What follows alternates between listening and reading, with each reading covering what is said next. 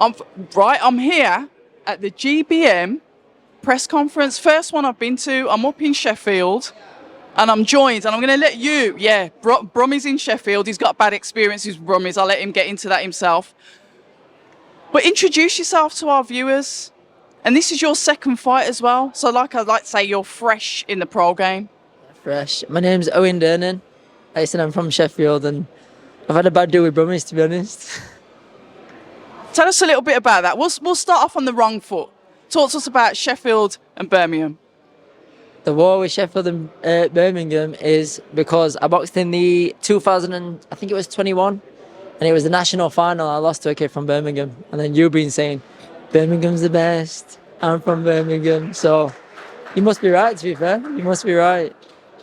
Talk to us a little bit about your amateur career. I know I've just lightly touched over it there, but you're a very experienced amateur. Very experienced, but I never won a national.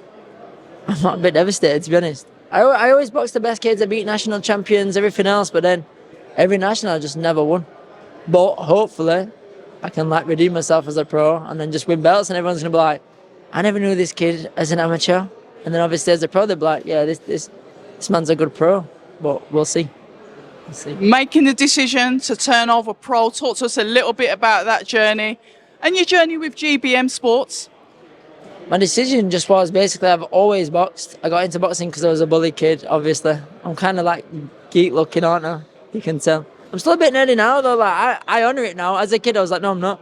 I'm one of the cool kids, but now I just admit that I am a bit nerdy. I don't really do that much in my life. I'm just a quiet kid. And then I just thought, well, I've always boxed amateur, fell in love with it. It just made sense to go professional. Why would I not? Do you know what I mean? Why would I not want to go on where I can actually get paid for doing the fruits of my labour sort of thing? I like it. There was something that drew me to you, probably because of personal experience.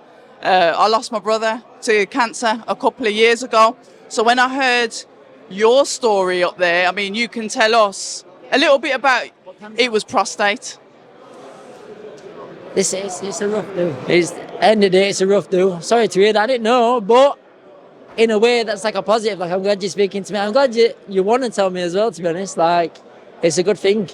And obviously, sad situation with you, good situation for me. There can be good things that happen from it, to be honest. And in a weird way, it's not like a regret, but I'm glad I got it in a weird way. And I know it sounds mad, but it builds you into the person you are today. You know what I mean? Mentally wise, mental toughness. It's just a weird situation because obviously at the time you don't know how to feel. And then it's the fact that it's happened, I'd say mental toughness is just next level.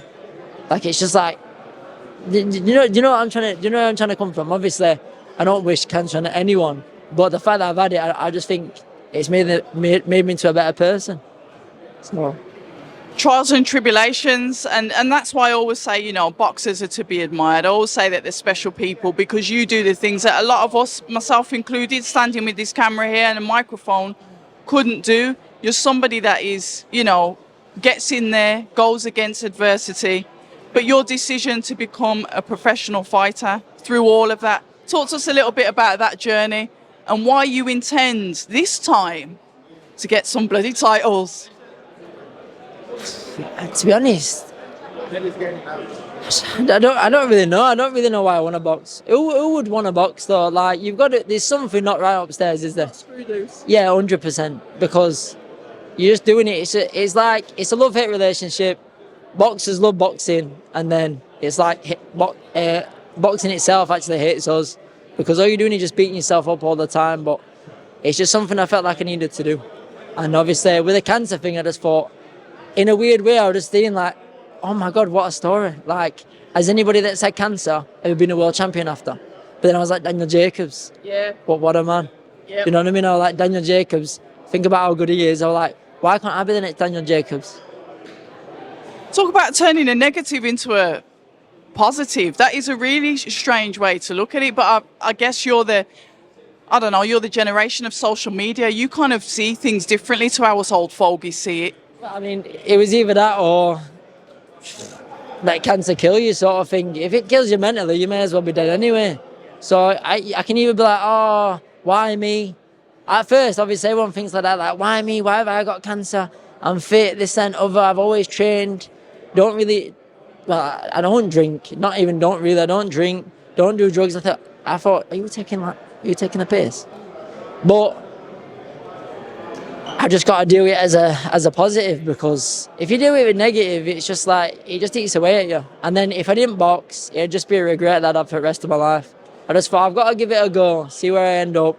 And then if I'm a world champion, then I can put my mum in a nice house, look after all the good women around me. I've got 2 little sisters. It's just my ideal. The name then that follows you, I get it. It's the Geek. I think you should keep that, you know. The boxing geek. To be fair, people were saying at work, like, make a wish kid, in like a nice way. But then I thought, I don't want that to be took wrong, so I thought maybe leave that one. You know, obviously, like, I can see that sort of thing, but I just didn't want anyone to be like, are you taking the piss? But yeah, anything, the boxing geek, and then when I'm actually in the ring, it'll be the Omen, like a devil child, because like change. Because I'm a really nice kid, to be honest, but then when I'm in there, I don't know, I've got like that sort of dog mentality. Well, you've got to have that. How was your debut, and what's it like being signed to GBM? My debut, to be fair, it was a good experience. I wasn't fit. I wasn't ready to box professional at that time. But for me, if I didn't do it then, mentally I'd have never boxed again. So I just needed to get it done, and I won. And then I thought, you know what, I need to give this like a proper go, knuckle down, get my weight down, and then I know that I've got the beating of good kids in me. So I'm gonna prove to you. Are you going to the show as well? It's March the February the 9th, isn't it? Yeah, it's all right. I've got March in my head. You know why that is? Not Tyson Fury, and Ngannou and Joshua. Some more important fights. No, it's not like that, because I'm not going there either. Are you not? No. Do you know what though? For that actual thing, don't get me wrong, it's good for boxing in a sense, like promotion. But when you box Tyson Fury, it's just not nice, because it's just always the topic of, obviously, UFC fighters are better than boxers and everything. I don't think you should like cross over, to be honest. If it makes sense for like financially, I do get it. And if someone asked me, oh, would you fight somebody for if someone said, would you fight somebody for millions of pounds, I'm not going to turn it down. But in actual terms of boxing, it's like, I just don't want it to be tarnished. Like, I'm a proper old school boxing fan. I like all the older generations, and would that happen then? But do you think that we're getting into, bloody hell, this conversation's drifting off somewhere else? Yeah. But do you think that now in boxing we are evolving? The sport itself is evolving more like a celebrity clash. I mean, you can see that even the belts aren't deemed as that important anymore. Do you see that? Do you see the change? Yeah, but I don't like that. I don't like all the belts in boxing. I believe it, obviously, world champion. I think there should be like one world champion, and he's top dog. Or obviously, she's top dog. Women boxing now as well. I do rate that. How dare we? No, it's not how dare you. I do rate that, actually. I like that women are in boxing as well. Why not? Obviously, at a time, you wouldn't have heard of women boxing, but now, that's the only thing that I think, like, good on you women. It's good. It's a good thing to do. Why not? And also the thing that I don't understand about women boxing though is like the belts. Obviously, it would have been the first English title on this. I don't think there's a British title. Like, why not? It should be the same. It should be like an even playing field, you know, when there's things like belts and stuff like that.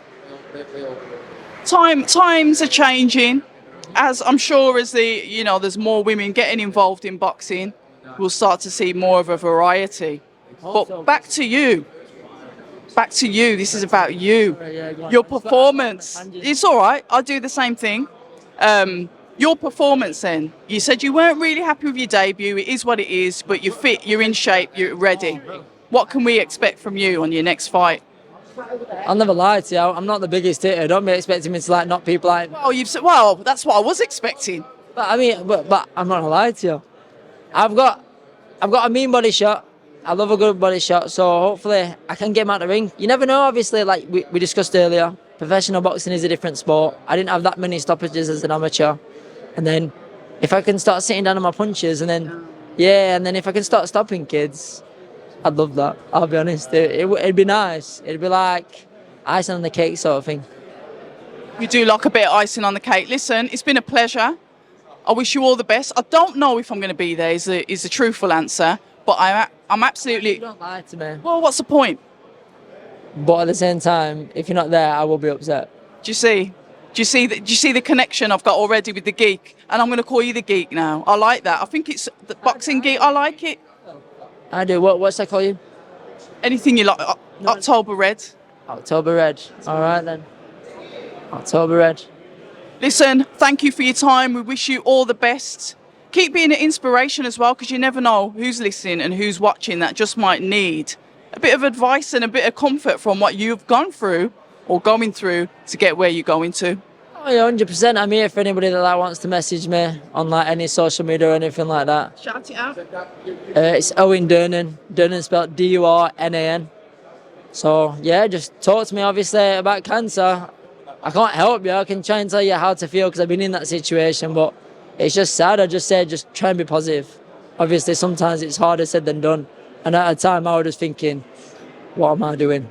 What am I doing in my life? It's mad. It's a weird experience, and it's hard. It's hard to explain when people say that as well. It's like, how do you want me to feel? Like you're sad or not? You know what I mean? You go through. I think you go through every emotion. There you have it. The Boxing Geek. Until the next time, thank you once again for your time, and thanks for coming on October Red. Thank you. People say I'm toxic, and honestly, I don't care.